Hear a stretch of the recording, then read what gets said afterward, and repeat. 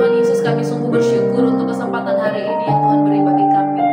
Terima kasih untuk anugerah Tuhan yang selalu baru, yang selalu menyertai kami Tuhan. Terima kasih, kami sungguh bersyukur mempunyai Allah yang ajaib seperti Engkau.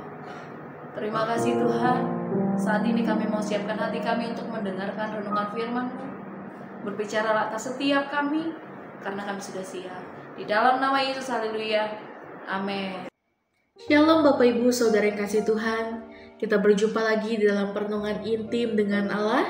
Pada hari ini, hari Minggu tanggal 11 Mei 2025, kita akan mendengarkan dan merenungkan sebagian daripada firman Tuhan yang bertemakan Jangan Takut. Pada perenungan hari ini yang berfokus di dalam Yesaya pasal 49 ayat yang ke-13 sampai 26. Dan pembacaan Alkitab kita dalam satu tahun ini terdapat di dalam 1 Tawarik pasal yang ke-1 sampai pasal yang ke-2. Saya harap Bapak Ibu Saudara-saudari dapat membacanya terlebih dahulu.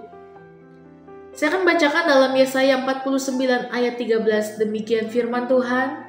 Bersorak-soraklah hai langit, bersorak-soraklah hai bumi, dan bergembiralah dengan sorak-sorai hai gunung-gunung.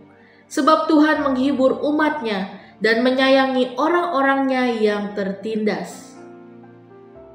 Renungan pada hari ini kita melihat Allah sebagai pribadi yang penuh belas kasih, yang tidak melupakan umatnya bahkan ketika merasa paling ditinggalkan.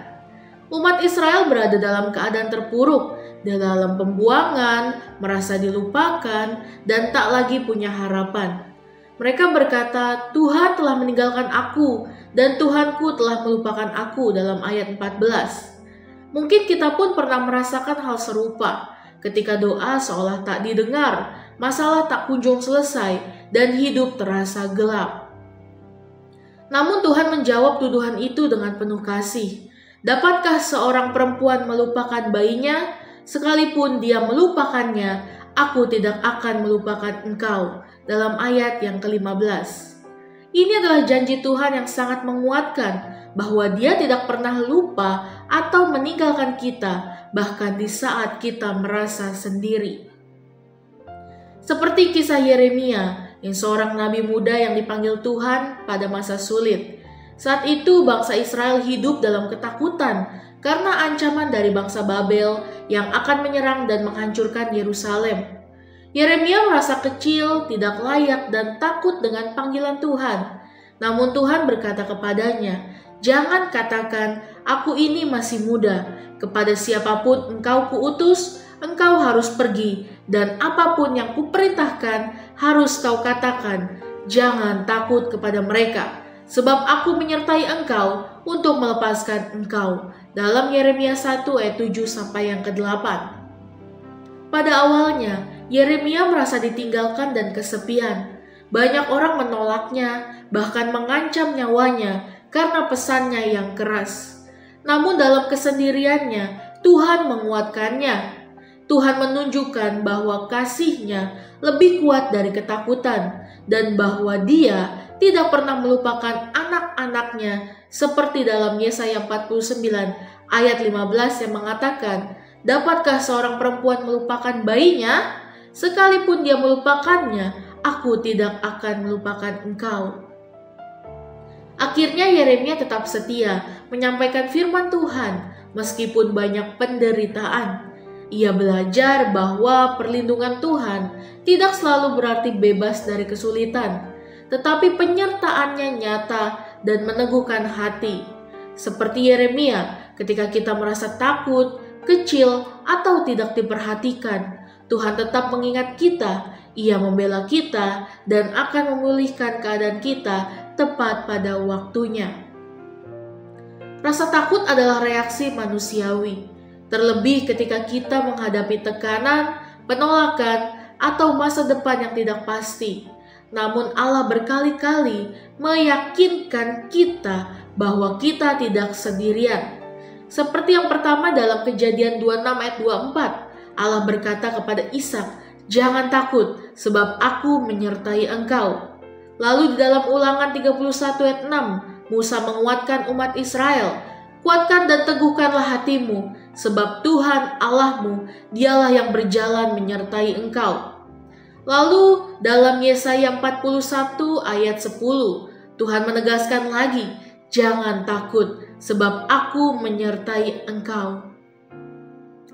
Namun mengetahui janji-janji Allah tidak otomatis menghilangkan ketakutan. Kita perlu melatih diri untuk percaya, sama seperti otot, perlu dilatih agar kuat. Salah satu cara sederhana namun sangat kuat adalah selalu merespon janji Allah dengan berkata, amin, saya percaya. Setiap kali kita membaca firman-Nya atau mendengarkan janjinya dinyatakan, jangan biarkan itu hanya lewat di pikiran. Ucapkan dengan iman, amin, saya percaya. Kalimat sederhana ini melatih hati kita untuk berpindah dari ketakutan menuju kepercayaan.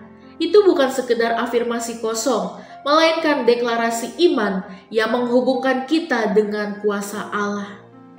Refleksi kita pada hari ini, jangan takut ketika merasa sendiri. Tuhan tahu, Tuhan peduli, dan Tuhan hadir. Percayalah pada janji pemulihan Tuhan. Apa yang rusak bisa Ia pulihkan, yang hilang bisa Ia kembalikan. Terus berharap di tengah kesulitan, karena Tuhan adalah penebus dan pembela kita. Apakah saat ini kita sedang hidup dalam ketakutan yang berlarut-larut? Mari kita sama-sama berdoa. Bapa yang baik, terima kasih Tuhan Yesus untuk perenungan pada hari ini. Terima kasih Tuhan atas janji-janji-Mu yang menguatkan. Engkau tidak pernah melupakan kami. Ajar kami untuk terus berkata, saya percaya setiap kali kami mendengar firman-Mu. Latih kami untuk mengubah rasa takut menjadi rasa kepercayaan penuh kepadamu. Meskipun kadang kami merasa sendirian, tolong kami ya Bapa untuk percaya bahwa Engkau sedang bekerja dalam setiap kehidupan kami. Beri kami kekuatan untuk tidak takut dan pengharapan akan pemulihan yang Engkau janjikan. Terima kasih Tuhan Yesus, biarlah firman ini selalu menjadi rema bagi kami. Terima kasih Tuhan, dalam nama Tuhan Yesus, haleluya, amin. Salam sejahtera bagi kita semua, shalom.